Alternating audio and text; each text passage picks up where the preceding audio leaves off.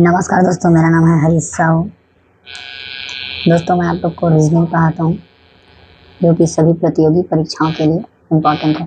तो चलिए दोस्तों, हमारे पास एक प्रश्न है, इसे हम लोग हल करेंगे।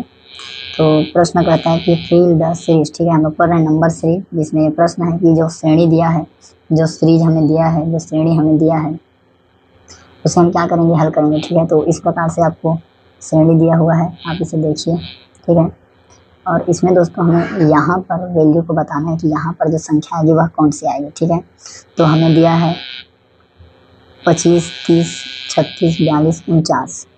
ठीक है, तो हमको बताना है कि अंतिम में कौन सा अंक आएगा। तो इसके लिए दोस्तों चलिए इसको लिखते हैं। एक बार मैं यहाँ पे लिख देता हूँ सॉल्यूशन। इस प्रकार से आप इसे समझ पाएंगे। तो देखिए, सीरीज में यहाँ पे दिया है 25, 30, 36, 42, 49 और ये अंतिम में पूछा है क्या आएगा। ठीक है, तो देखिए 25 को हम क्या लिख सकते हैं, इसको 5 गुणा 5। इसी प्रकार 36 को लिख सकते हैं 6 गुणा 6 और इसी प्रकार 49 को लिख सकते हैं 7 गुणा 7।